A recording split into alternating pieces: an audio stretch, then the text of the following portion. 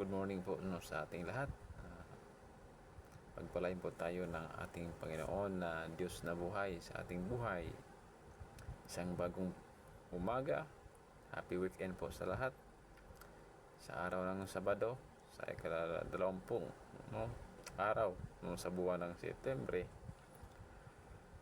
ang ating pong scripture na ating pagbulay-bulayan ngayong umagang ito ay matatagpuan po sa Pilipos chapter 2 verse 5 nang sabi dito, naway magkaroon kayo ng kaisipan na tulad ng kay Kristo Jesus. So, sa panahon natin ngayon mga kapatid, napakaraming iba't ibang kaisipan ang namamayani po sa mundo, di po ba? No? Kaisipan ng kayabangan, nandun yun, no? Kaisipan ng kasakiman, no? Hindi kontento sa isang bagay, ang pagiging makasarili. Pero bilang anak ng Diyos, kapatid, tayo ay tinawag hindi upang sundin ang kaisipan sa mundo, no? Kundi upang magkaroon ng kaisipan na tulad ni Kristo. So, ang tanong natin ngayong umaga, ano ba ang ibig sabihin na magkaroon ng kaisipan ni Kristo? At paano natin ito maisa sa buhay araw-araw? So, una, ang gagawin natin dito ay kaisipan ng kababaang loob. Dapat mayroon tayo niyan bawat isang Kristiyano. Mayroon tayong humility, kababaang loob, hindi po puro kayabangan, no? Wag puro pride ang may mapapo sa atin, because pride is the granddaddy of all sin, kapatid. So, ano pa? Kaisipan ng pagsasakripisyo. So, yung pangatlo na ating pag-uusapan ay kaisipan ng pagsunod. So, unahin natin yung kaisipan ng kababaang loob. So, sa mga sumusunod na talata sa Pilipos chapter 2 verse 6 to 7, sinasabi dito na si Kristo Jesus, bagamat siya ay likas at tunay ng Diyos, ay hindi nagpilit na manatiling kapantay ng Diyos. So, anong ginawa? Sa halip, kusa niyang binitawan ang lahat at naging tulad ng isang alipin. Ipinanganak siya tulad ng isang tao. Di po ba? Noong dumating po ang ating Panginoon dito sa mundo, ay hindi po siya namuhay ng marangya. Siya po ay nagkatawang tao, nasaktan, maraming bumatikos sa kanya, at siya ay nanatiling tapat at nanatili ang kanyang pagkakababaang loob. So, isipin nyo na lang, no? Isipin po ninyo, siya ang anak ng Diyos, ang Panginoon ng lahat, nagpakumbaba upang maging tulad natin. Kung sino pa ang may karapatang itaas ang kanyang sarili, siya pa ang nagpakumbaba. So, ang kaisipan ng mundo ay nagsasabi, ako ang bida, ako ang dapat mauna, ba? Ako ang dapat kilalanin. Pero ang kaisipan ni Kristo ay nagsasabi, ako ay magpakumbaba, ako ay maglilingkod. So, ano po ba ang kung ating itatama to sa ating buhay, ano po ba ang dapat ating kailangan gawin, kapatid? Una, sa loob ng tahanan, marunong ba tayong magpakumbaba at magpatawad? Magsimula tayo sa loob ng tahanan. Hindi ba tayo nag-high pitch sa loob ng tahanan? Wala ba tayong pasensya? Hindi ba tayo marunong magpatawad? Tunting kibot, nagagalit ba tayo? Yun ba ang kailangan natin? Yun ba ang huwaran natin sa ating mga ibang henerasyon? Sa loob ng simbahan, inuuna ba natin ang kapakanan ng iba bago ang ating sarili? Sa ating trabaho o negosyo, nakikita ba ng mga tao na sa atin ang diwa ng kababaang loob?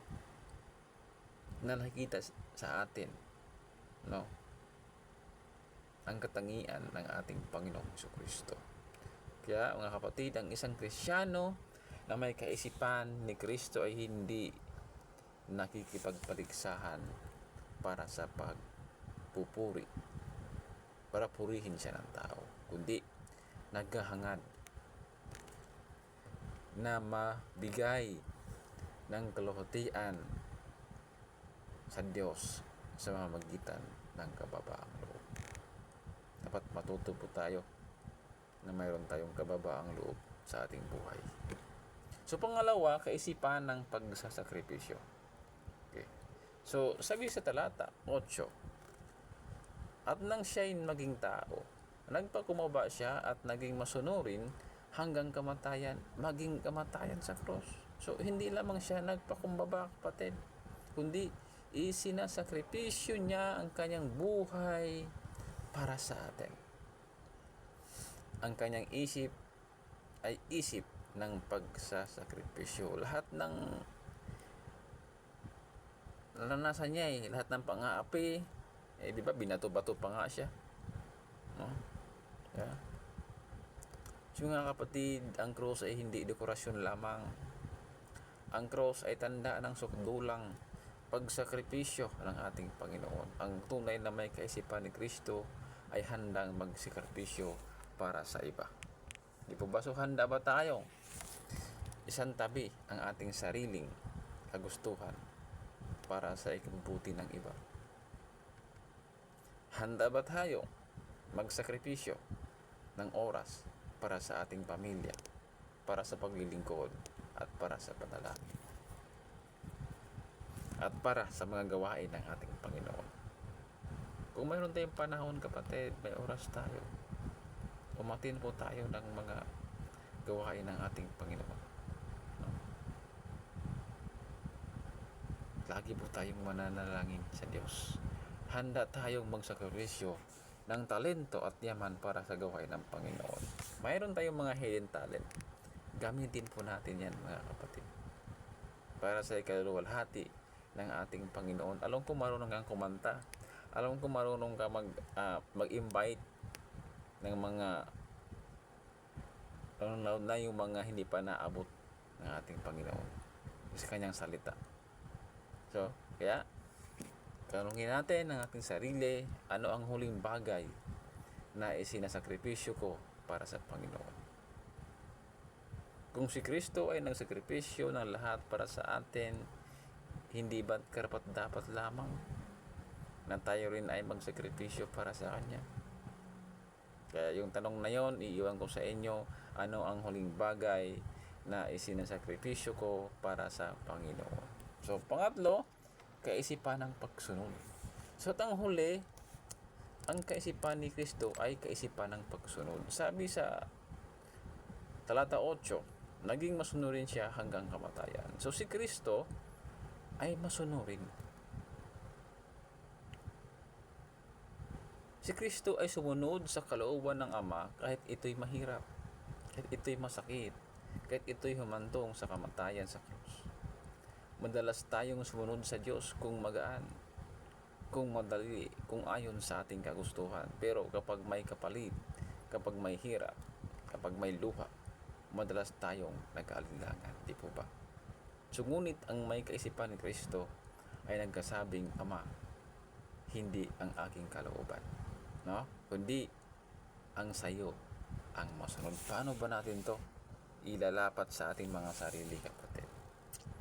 Handa ba tayong sumunod sa Diyos kahit ito'y nangangahulugang iwanan ang kasalanan na kinahuhumalingan natin? Handa ba tayong sumunod sa Diyos kahit nangangahulugang lumabas sa ating comfort zone o maglingkod? Handa ba tayong sumunod sa Diyos kahit ito'y magdala ng sakripisyo at pagtitiis? So, mga kapatid, ang tunay na may isip ni Kristo ay sumusunod hindi lamang kapag madali, kundi lalo na kapag mahirap. Tandaan po natin, si Kristo po ang ating huwaran dito sa mundo. Kaya wala tayong dapat ipagmalaki, kapatid, no? Pangwakas, tatlong bagay ang ipinapakita ng kaisipan na ito. Una, kababaang loob, pagsasakripisyo, pagsunod. Yung tatlo na yan, kapatid, napaka-importante po yan sa ating buhay ngayon. Pag mayroon kang kababaang loob, nakikita si Kristo sa buhay mo. Pag mayroon kang pagsakripisyo, kapatid, mas lalong nagniningning, no, nakikita sa mukha natin ang ating Panginoong Kristo. At yung pangatlo, kailangan na sa atin to, ang pagsunod. Sumusunod po tayo sa ating Panginoon. Siya po ang ating dapat modelo sa buhay natin. At dahil dito, sabi ng Biblia, siya'y lubos na itinampok ng Diyos at binigyan ng paggalang higit sa lahat ng pangalan. No? Ang kababaang loob niya ay nagdala sa kanya sa pinakamataas na karangalan. Mga kapatid, sa Panginoon, kung nais nating lumago sa ating pananampalataya, kung nais nating makita ang kapangyarihan ng Diyos sa ating buhay, kung nais nating maranasan ang tunay na kagalakan, dapat nating hangarin araw-araw, Panginoon, bigyan mo ako ng kaisipan na tulad na kay Kristo Jesus. So ano po ba ang ating call to action? Ngayong umaga, nais kong hamunin ang bawat isa na nanonood ngayon. Kung mayroon sa atin na nahihirapan magpakumbaba, hilingin po natin sa Diyos. Hilingin po natin sa Panginoon na palitan ang ating mga puso. Hindi po ba? Kaya sa umagang ito, nais ko pong samahan niyo ako sa maikling panalangin na ito. Tayo po manalangin. Panginoon, maraming salamat po o Diyos sa mensahe na ipinarating mo sa amin, Panginoon. Naway magkaroon kami, Panginoon, ng kaisipan na handang sumunod, Panginoon. Handang magsakripisyo at magkaroon kami ng katangian na magpakumbaba. Lord, tulungan mo po kami. Narito po kami, mangingin Panginoon, handang matuto, handang makinig sa iyong salita. Ikaw po ang Diyos ng aming buhay. At patawarin mo kami, Panginoon, sa aming mga araw-araw na pagkakamali. Linisin mo kami, Panginoon, ng iyong dugo sa krus, na nabayubay sa krus, Panginoon. Lord God, sa oras na ito, hindi ko man kilala itong nasa screen na nanonood ngayon. Patuloy mo po siyang pagpalain, O Diyos. Ikaw po ang Diyos ng kanyang buhay. Ikaw ang masigit na nakakilala sa kanya. Wala pong lihim sa buong pagkatao niya sa iyong mga mata. At Lord, I pray na nawa ikaw ang siyang kumilos po, Panginoon, sa buhay niya, kasama ang kanyang pamilya. Kung ano man po, Panginoon, ang kanyang kaisipan ngayon sa oras na ito, na alam mo, O Diyos, na hindi karugod-lugod sa iyong paningin, alisin mo ito, Panginoon, sa kanya. Palitin mo ito ng kaisipan na kung saan kaisipan na naaayon po, Panginoon, sa iyong kagustuhan. I-bless mo ito, Panginoon, ang taong ito sa kanyang ginagawa. Gawa ng kanyang kamay. Patuloy mo po sila, Panginoon, na bigyan ng patnubay at gabay sa pang-araw-araw. Patuloy mong katagpuin ang kanilang pangailangan. Ano man po, Panginoon, ang kanilang problema. Ano man po ang kanilang kalamdaman na sa oras na ito. I pray na ikaw, O Diyos, ang may kontrol nito, Panginoon. Ikaw, Panginoon, ang iyong Panginoon. Hari sa Panginoon. We thank you, Lord. We thank you, Jesus. We thank you, Holy Spirit. Sa pangalan ni Jesus.